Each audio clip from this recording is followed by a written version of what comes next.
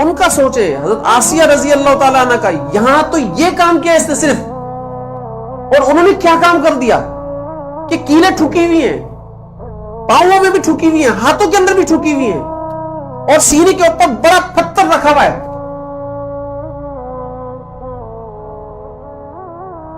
اور فکر بھی یہ ہے کہ میرا سطر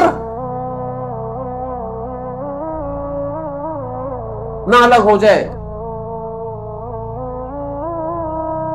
حیا کا یہ حال ہے، اس وقت بھی سطر کی فکر ہے۔ تو اللہ تعالی کی ذات سے ایک دعا کی،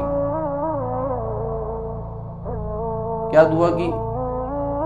قالت رب ابن لی عندک بیتا فی الجنت ونجنی من فرعون وعملہ ونجنی من القوم الظالمین۔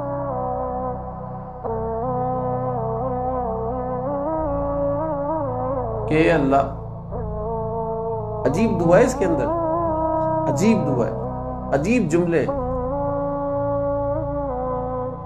کہ پہلے سب سے پہلے جنت سے پہلے اللہ کا پڑوس مانگا ہے، مجھے جنت نہیں چاہیے صرف، مجھے آپ کا پڑوس چاہیے، پھر وہاں پر جنت چاہیے۔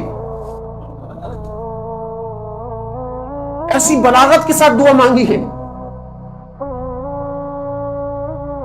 رب ابن لی عندک، بنا دیجئے میرے لیے اپنے پاس، بیتن، ایک گھر بنا دیجئے، اپنے پاس بنائیے، پڑوس چاہیے، پڑوس چاہیے۔ تو اللہ تعالیٰ کی ذات نے فوراً ان کی دعا کو قبول فرما لیا، اور فوراً اللہ تعالیٰ کی ذات نے اپنا پڑوس ان کو عطا فرما دیا، اور فرعون کے لشکر سے بھی نجات عطا فرما دی۔ اور انعام کیا دیا؟ اس تکلیفات کو برداشت کرنے کا انعام کیا ملا ہے؟ اس آزمائش کے اوپر کامیاب ہونے کا انعام کیا ملا؟ کہ حدیث کے اندر آتا ہے کہ آپ صلی اللہ علیہ وسلم نے فرمایا، مفہوم حدیث کا، کہ اللہ تعالی کی ذات نے حضرت آسیہ کو جنت کے اندر میری بیوی منتخب کر لیا، مقرر کر دیا،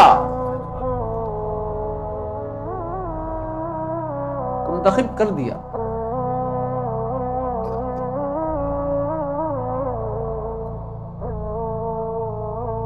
بھائی فرعون تھا نا، صاحب کا جو ہسبینڈ تھا وہ فرعون تھا نا، لیکن انعام کیا دیا؟ یہ ہسبینڈ کچھ حیثیت نہیں رکھتا، میں تجھے اپنا محبوب دیتا ہوں۔